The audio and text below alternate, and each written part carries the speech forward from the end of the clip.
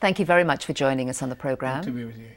What exactly is known about the Iranian threat from its nuclear weapons? Well, what exactly is known is a question that scholars usually cannot answer, because we don't know really what exactly happens there on day-to-day basis. We know that Iran is having a nuclear program. We know that it's being continued. I know that they declared it's for peaceful purposes, but I think that what threatens countries of the region, what is alarming countries in the region, is the combination of the radical ideology that the Iranian current government has, and nuclear capabilities on the other hand. This one issue that really is a major concern for countries of the region and beyond. Another reason for concern is that when Iran will have nuclear capabilities, other countries of the region will have. So it is a concern, I think, for most of the countries of the Middle East, Arabs, Israelis and others.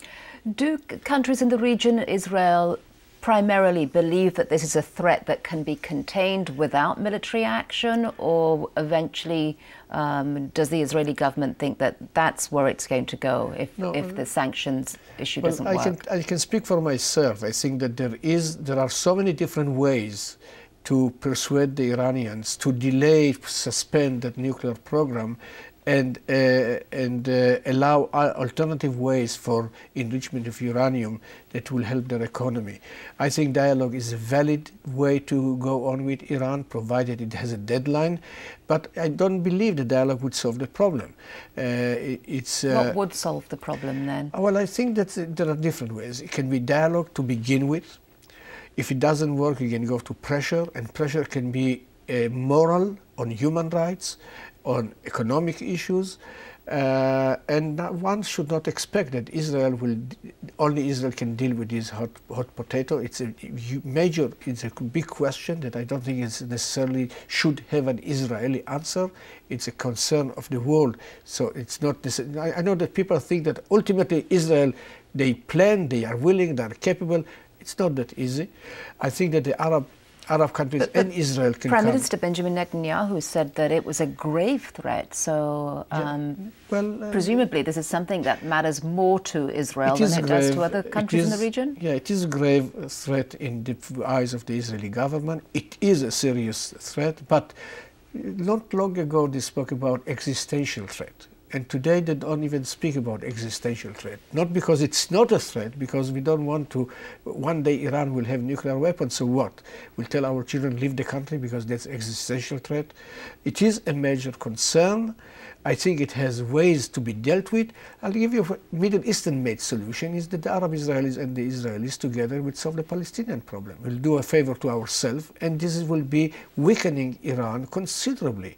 And ultimately, I think the main answer is in the hands of the Iranian people. They brought the Islamic Revolution, and they can change the policy. What about the Israeli public? What is the debate that's going on internally? Do they support the idea of military action if sanctions fail? Because there are big differences within the international community about exactly how to pressure Iran over this issue. Well, I think that the public opinion in Israel, and we conducted a survey in my Center of Iranian Studies at Tel Aviv University, there is a huge concern. When you have a leader like Ahmadinejad who speak about wiping out Israel from the map of the universe.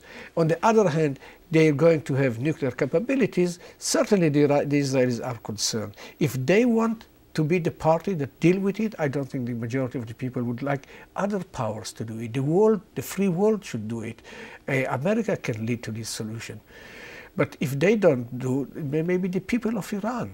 The question is not that Iran will have nuclear capabilities. It's to suspend at this stage the nuclear program, because this, as I mentioned before, the combination of such a radical ideology professed by Ahmadinejad and nuclear weapon or the capabilities of producing nuclear weapon is a major threat to Israel.